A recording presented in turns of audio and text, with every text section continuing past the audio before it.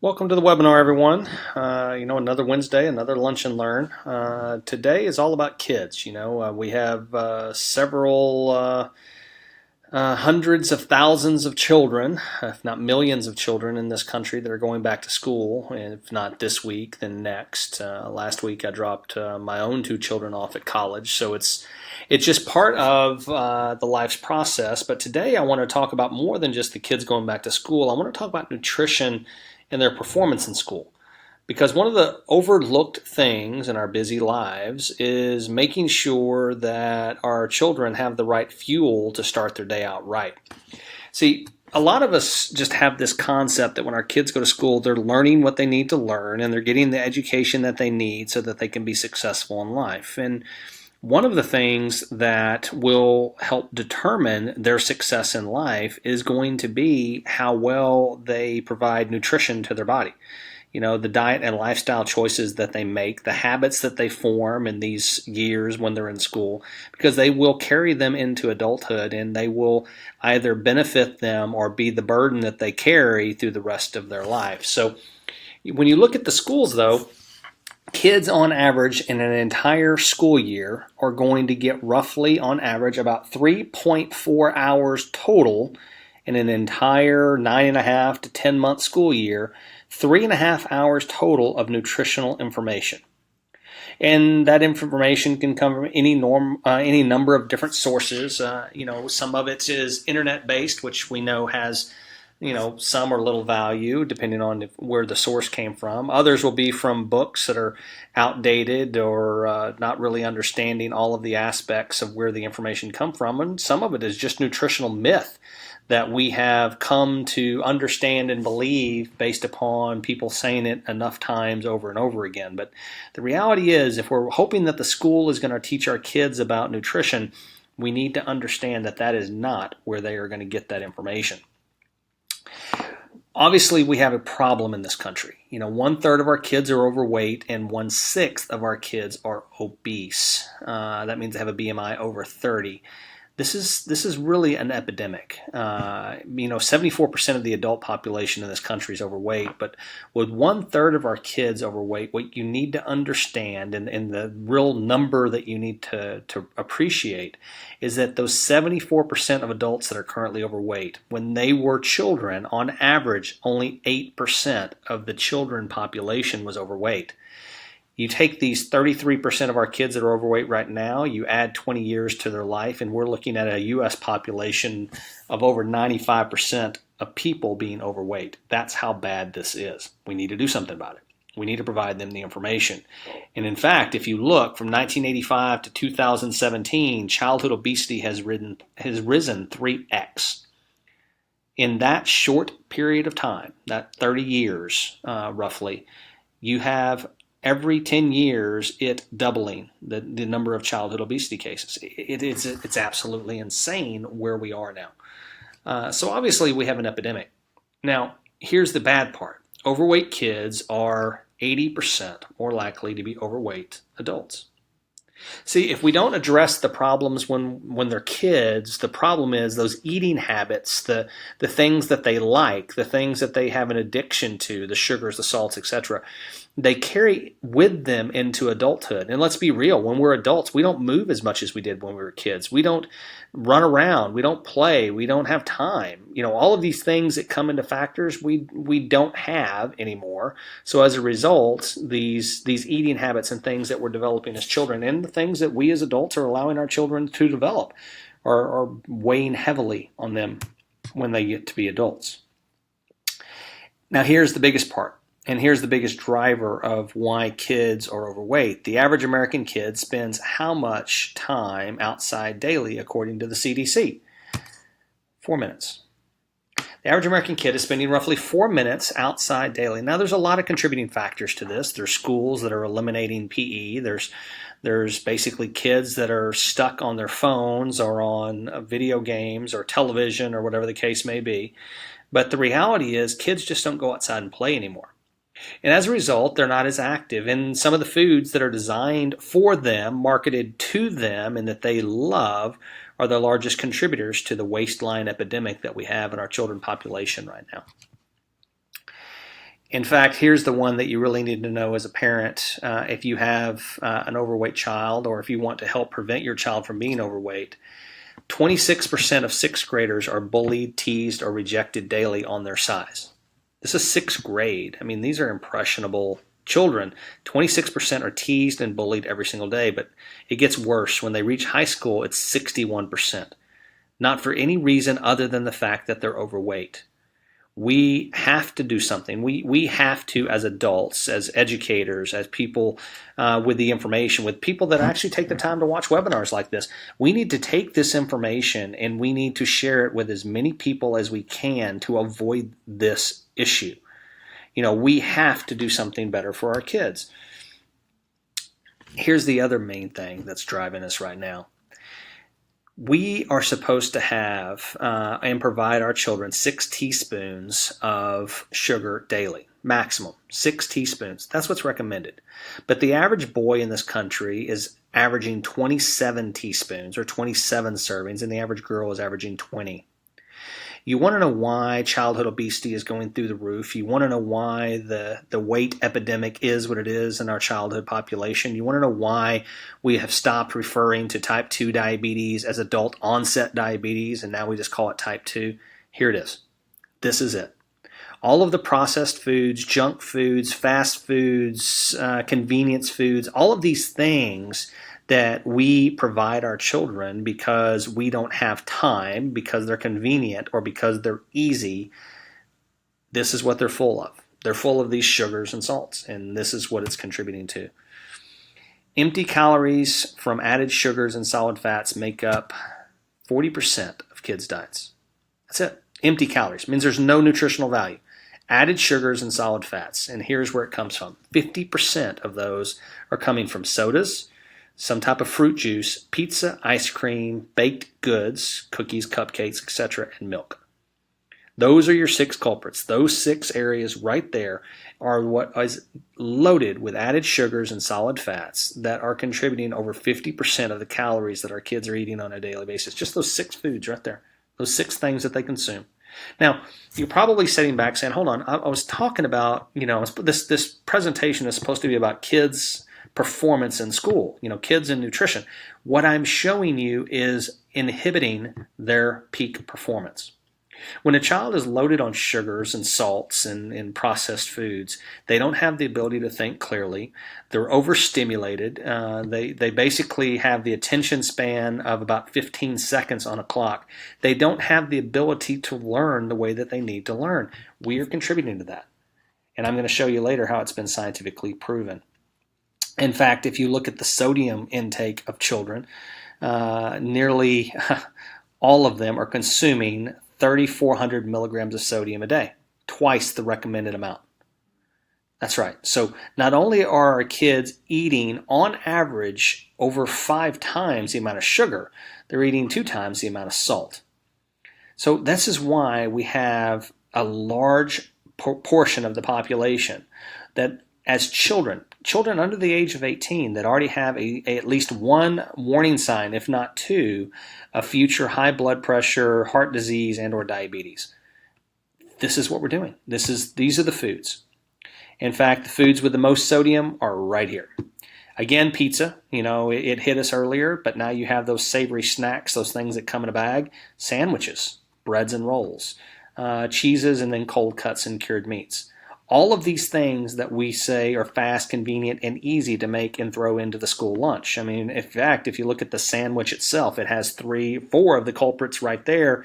And if 4 wasn't enough, we throw in the savory snack on top because that's the added component of what the typical lunch looks like. So it's a sandwich and chips or sandwich and pretzels or something like that.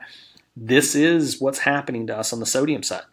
We just need to know it. And I don't know of a school out there that doesn't have a school lunch program that doesn't include pizza of some form. So there you go. Myth or fact, kids need to start their day with a good breakfast. Now this is one that we really need to focus in on because most, and I'm not going to say all, but most of the processed foods, fast foods, and things like that have been designed for children. The Pop-Tarts of the world, the the quick meals, all these things that kids grab, the cereals especially. Cereal is nothing more than basically sugar with a little bread baked into it. Uh, when you look at these things, the question always arises: is breakfast really necessary? Well, 60% of kids don't even eat breakfast. You need to know that. But here's what science says: kids' bodies consume more nutrients at night for normal growth patterns and wake up depleted. So see, the average child, their bodies are growing. They're constantly depleting their body of all of the nutrients that the body has to basically fuel their day. If you ever sat back and wondered where the word breakfast comes from, it's break the fast. You're fasting while you're sleeping. I mean, the whole idea behind it is break the fast and get the body the fuel that it needs. Kids even more so. In fact, kids that eat a good, healthy breakfast perform 2 times better in school, according to independent scientific studies, multiple independent scientific studies. They have improved memory and concentration, better attention to detail, increased reasoning skills, and better grades. Now, this is a healthy breakfast. This is not the Pop-Tart, sugar-laden cereals and things of that. This is a healthy breakfast that they're talking about here. 20% reduction in performance with junk food and high-sugar breakfast. So see, having breakfast alone isn't good enough. Yes, kids need the breakfast. But if we're loading them up with all of these sugar-laden breakfast cereals and other items that are designed for them, marketed to them, that have the cartoon characters and other things all on the front of the boxes and bags and things, guess what? We are actually inhibiting the performance. So yes, they need breakfast, but guess what? They need a good quality breakfast. These fast, convenient things were the things that we basically provide our children because we say we don't have time. They're actually making things worse, not better. So just know that. Teens that skip breakfast have higher body mass indexes, bigger waistlines, higher obesity rates, and lower grades. Teens, these are high school kids. Now we're into the 70% that don't even eat breakfast. 70% of our teens, high school or middle school to high school age children, don't eat breakfast because basically they wake up at the last second and then they're just hitting the door to get to school. We need to change that. We need to provide them the stats, the information, the knowledge. We need to focus on their 6 inches between their ears. We need to tell them what they're doing to their future selves. I mean, think about right now what you know as an adult, and had you known it as a teenager, what would you have done differently? Probably a lot. We have the knowledge base to basically provide our kids the right information, the right reasons. Instead of making them do something, educate them on why they need to do it for themselves. Instead of being something that mom and dad tells them they have to do, it should be something that they want to do because they know it's going to be good for them in the future. We have to just change the way that we message the things to our kids. I've never met a kid that wants to do what they're told, but will always do what they see. In other words, if our habits as adults are to skip breakfast or grab the fast, convenient thing, what do you think the kid's habit is going to be? It's hard for us to do one thing and say something else, so just keep that in mind. Let's talk about the school lunch program.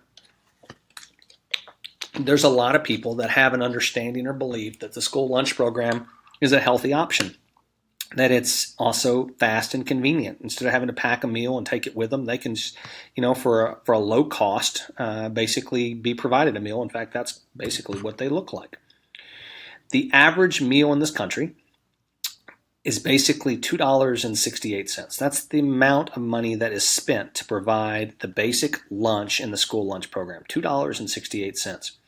Of that $2.68, when you take into all of the information available that we have, labor and benefits for the food workers is 52% of that $2.68. 2% is other, 1% supplies, 2% equipment, 5% maintenance and repairs, and only 38% of the dollars of that $2.68 is actually the food. That means $1. So of the $2.68 that the average meal costs to be able to provide, $1 is spent on the actual food itself. For $1, this is what you get. This is what the average school lunch looks like. You have an orange that's most likely genetically modified because they can't order the ones and buy the ones that aren't. You have cookies because that's your dessert. You have the milk. You have the chicken. We think it's chicken. It looks like chicken. It's sold as chicken, but who knows what's actually in it. And of course, then you have your potato, because that is the staple. In fact, the healthiest thing that we have on this plate is probably the napkin when you actually look at everything. The one thing everyone always overlooks, though, is that barbecue sauce. See, that barbecue sauce alone has 60 calories, 310 milligrams of salt, 0 grams of fat, and 10 grams of sugar. The average kid is going to consume 2 to 3 of those barbecue sauces with each one of these meals. That's almost 200 calories that the average kid is going to use, almost 1,000 milligrams of salt, and 30 grams of sugar. 30 grams, almost 8 servings of sugar in just 3 barbecue packets to be able to eat this. And they hadn't even got into all of the other aspects of everything. When we look at this plate as a whole, this is what it looks like.